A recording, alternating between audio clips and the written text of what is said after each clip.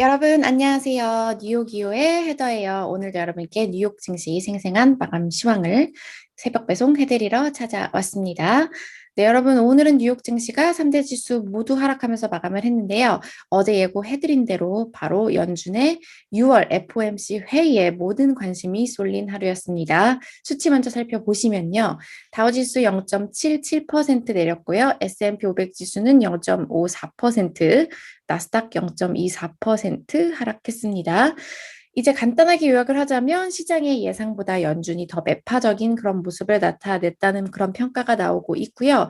이제 인플레이션 전망도 상향 조정됐고, 그리고 또 2023년에 두 차례 이제 금리 인상을 예상하는 그런 점도표가 나오면서 시장은 모두 하락으로 마감을 했습니다.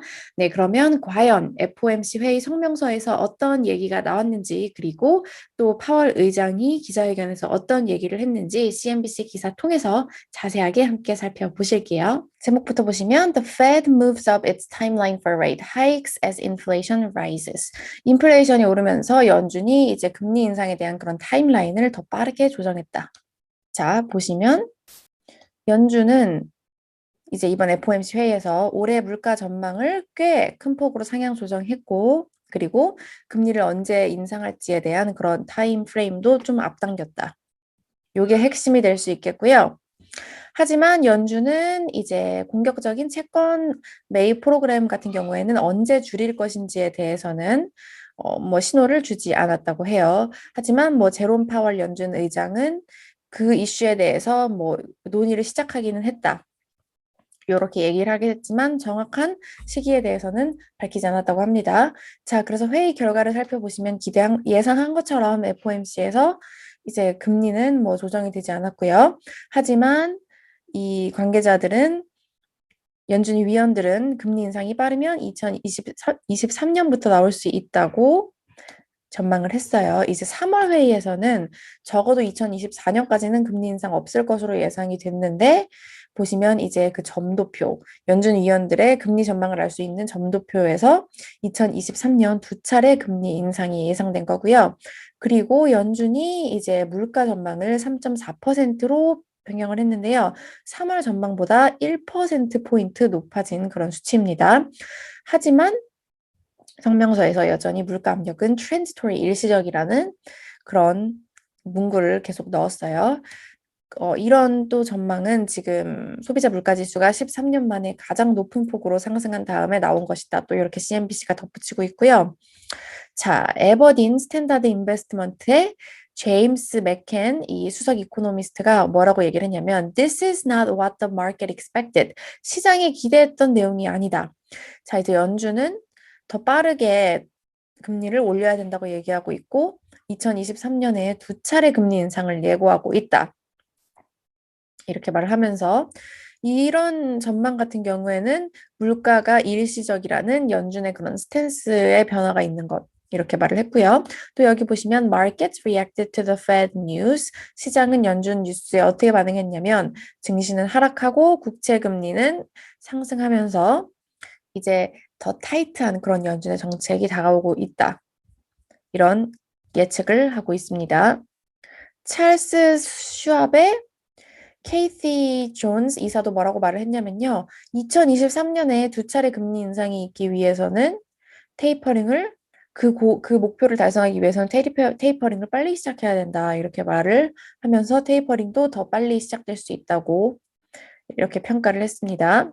자, 하지만 even with the raised forecast for this year, 이제 올해 물가 전망이 이렇게 올랐음에도 불구하고 연준 위원들은 장기적으로는 물가가 2%를 달성할 거라고 지금 믿는다고 얘기를 했어요. 파월 의장이 이제 기자회견에서 뭐라고 말을 했냐면 우리의 기대는 이런 높은 물가는 이제 잦아들 것이라는 것. 이렇게 말을 했고요. 그리고 점도표에 대해서도 너무 집중하지 말라고 이렇게 말을 했다고 하는데요. 점도표 같은 경우에는 미래 이런 금리의 움직임에 아주 좋은 그런 예측이 아니다. 이렇게 말을 하면서 너무 점도표에 집중하지 말 것을 얘기하기도 했습니다. 하지만 파월 의장은 최근에 이제 경제 재오픈과 관련된 이런 다이내믹이 이런 동력으로 인해서 물가가 우리가 예상했던 것보다 더 꾸준하게 오를 수 있는 가능성에 대해서는 언급을 했다고 해요. 그리고 연준의 이제 두 가지 목표인 물가 목표 그리고 고용 목표가 예상했던 것보다 더 빠르게 지금 목표에 도달하고 있다 이런 말을 하기도 했고요. 그래서 연준은 2021년 빠른 경제 반등으로 인해서 GDP 목표치를 7%로 보고 있다고 합니다. 이것도 이제 6.5% GDP 목표에서 7%로 오른 거고요. 실업률 같은 경우에는 4.5%로 변화가 없었어요. 그리고 이제 코로나 위기와 관련된 이런 언급에도 변화가 있었다고 해요. 이제 그동안 지난해부터 FOMC는 계속 팬데믹에 대해서 뭐 아주 중대한 인간과 그리고 경제의 어려움을 미국과 세계에 초래하고 있다. 이렇게 표현을 해왔는데요. 그런데 이날 발표된 성명서에서는 이제 백신의 그런 진전이 경제 활동과 그리고 고용을 더 강하게 했다. 이렇게 말을 했다고 합니다.